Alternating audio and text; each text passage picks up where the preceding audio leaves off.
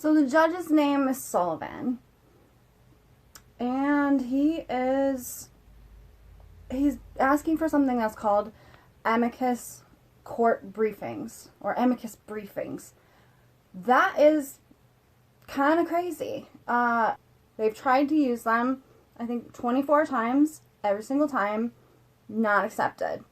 Not in a criminal case. Amicus briefings are not used for this type of thing. That's why it's really weird that Judge Sullivan would not sign off on the DOJ's dismissal of the case and basically say, no, I want to hear from I want to hear from people that disagree with the DOJ. Have you ever heard of something like that? Because I haven't heard of something like that. It's crazy. Richard Grinnell, he fought really hard to get a list of the people who unmasked General Flynn. He was originally denied the request, but then, after persistence, he got shifty to hand over a few copies of the unmasking reports. And guess whose names are on there? We've got Comey. We've got Clapper. We've got Comey. We've got Clapper. We've got Biden. He was one of the last people to look into unmasking General Flynn. And he looked into it a week before the administrations changed hands from the Obama administration to the Trump administration. Coincidence? I don't think so. Jim Jordan actually wrote a timeline for this, which was rather helpful. Let's start with January 23rd, 2017. Chuck Schumer, he said that the Intel community has 6 ways from Sunday to get back at you. That was interesting because from January 3rd, where he said that, on January 5th, Obama's COS McDonough looks into General Flynn. Then on January 7th, you have Clapper. January 7th, you also have Dempsey.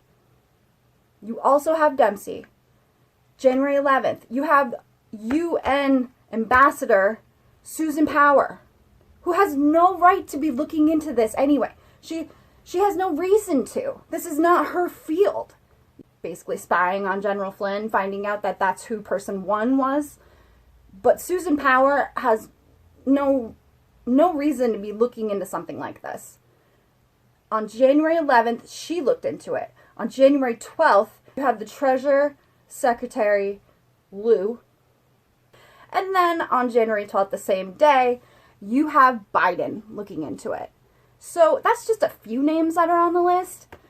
There are 39 former Obama administration people who looked into unmasking General Flynn, unmasking him. And most of them had no right. And I cannot wait until we get the forms that each individual person had to submit to give a reason as to why they were looking into who they were talking about and finding out it was General Flynn. Now, from all of these people, it's very interesting because somebody definitely leaked it to the Washington Post. Somebody did it. And we don't really have any proof as to who did it, but it had to be one of them, right? One of these 39 people. And that is illegal. That is very illegal. All of this stuff that they're doing could lead up to treason charges. Treason charges are a big effing deal. They're a big deal, Dems. They're a big deal, liberals. General Flynn was spied on, and his privacy was violated. He wasn't the head of the NSA yet. That was just a discussion that he had with Trump and the people in his future administration, because Trump hadn't taken office yet. Flynn was a name they had thrown around to be the head of the NSA. The Obama administration, who knew that they were doing some really bad stuff, including spying on Flynn, wanted to do everything they could to get rid of him. So they set him up. This was a setup to get Flynn fired. This is not normal behavior for any administration, and it should not be excused. I do not want to hear from liberals in my comments saying What's the big deal? Because I would literally have to like hit you over the head with what treason is. You know what it is, right? This was a coup. This was a political coup to try and basically overthrow the Trump administration who would be coming in. This is another word for overthrowing a regime, which is something that happens in third world countries. This is something that maybe, China would be behind, or North Korea, or South American countries. This doesn't happen in America. This does not happen in America. This should not happen in America. We have the Constitution to protect us. The Constitution protects private citizens from being spied on. So it makes sense for Sullivan to drop all these charges. We know that Flynn was set up. But Sullivan won't sign off on it. I think he's going to drag his feet as long as possible, hopefully get all the way to the election. These people are sick. Sick in the head. They have rampant TDS, which one of these days I think will actually be a real psychological term for what came over regular people after the 2016 election. Like, this is a legit thing. It's almost like schizophrenia, because they live in a different world than, they see the world in a very different way than we see the world. We see actual evidence and we're like, hey, here's the proof. And then they're like, well, justification. Only if it's their side. Only if it's the left or liberal, somebody that is with them. They will excuse it. They will ignore it. They will justify it. But if it's anybody else, if it's a conservative, a Republican, somebody that's not in their corner. I mean, you saw what they did to the Democrat that said hydroxychloroquine saved her life. They censured her. And it's possible her political career will be over just because she said Trump was right about hydroxychloroquine and it saved her life. These are the people that we're dealing with. The Democrats have something seriously wrong with the way that they think and see the world. And that includes the people that vote for the Democrats. A lot of them, they have the same problem. They see the world in a very strange way. And I hope eventually most of these people get red-pilled. I don't know what it's going to take. For me, it took literally going to see Trump, hanging out with the people that were all excited to see Trump, because this was kind of before Trump rallies were a thing. Hanging out with these people, and then also seeing how the people that I thought I was part of treated me.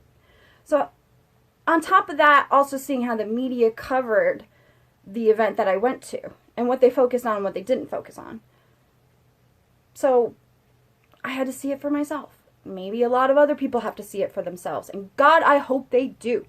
Because they are not listening clearly. They can't hear it. They can't get it through their head what's actually going on. And I don't know how much more evidence we need to wave under their noses for this crossfire hurricane, Russian collusion, shifty bullshit. How much more is it going to take, Dems, Libs? How much? How much more evidence do you need? Do you need Barack Obama confession saying he did this? Do you need confessions from Schiff saying he lied? How do you not know he's lying? Just watch the impeachment trial. Oh my God. I don't want to get off on a tangent here because it's super easy to do that. But Grinnell released a list of the people who look into unmasking General Flynn. And lo and behold, we have Comey and we have Clapper on there. And we have Biden, who is running for president. He looked into it too. So all of this is very, very sketchy. Very sketchy indeed. Shifty and company, they knew that there was nothing to this Russiagate thing. The Russian collusion investigation, they knew there was nothing there. They also knew General Flynn was innocent. They said nothing, and they pushed it forward.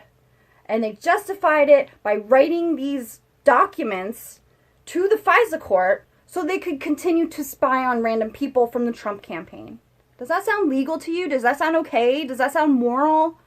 Does this sound like something that it's okay that politicians do? No. No, it doesn't. To me, Barr, Durham, and Grinnell are American heroes who actually care about the truth and hopefully will fight for justice so that our entire system doesn't go down the toilet because people can't trust it and becomes a caste system of elites and then everybody else. We have people like Trump, Barr, Grinnell, and Durham working for us. And let's hope that Durham report puts some butts in jail. That's what I want to see. I'm sure that's what a lot of people want to see. We have been waiting oh so patiently for this. Lindsey Graham is saying he's going to do stuff. He hasn't really done anything yet. Oh, I'm going to talk to Clapper. Oh, I'm going to talk to McCabe. Oh, we're going to bring Comey on the stand. When? When, Lindsey? When are we going to do that? Get off your rhino butt and actually work, okay? I would appreciate that. We would all appreciate that. I wish somebody like Jim Jordan was in charge of this type of thing. Or Gates, or... It's the Senate, unfortunately, and I feel like that's the place where we have the most amount of secret never-Trumpers who are on the Republican side. Lots of them in the Senate. But we cannot lose the Senate in 2020. So we still have to vote for Republicans. Just try to pick the right one. If we lose the Senate and the Dems still have the House, we're in a lot of trouble, guys. A lot of trouble. So we have to vote for Republicans for Senate. Or independents. No Dems. No moderates. They're lying to you. Remember 2018? Oh, we're going to work on health care. No, they're not. No, they didn't. They worked on impeachment, and that's all they cared about was impeachment. So if we can trust or believe anything that Lindsey Graham says, he says he's going to do hearings on General Flynn's case in the beginning of June. So I guess we'll just have to wait and see. Gonna hope for the best here. We need to start getting the ball rolling on this.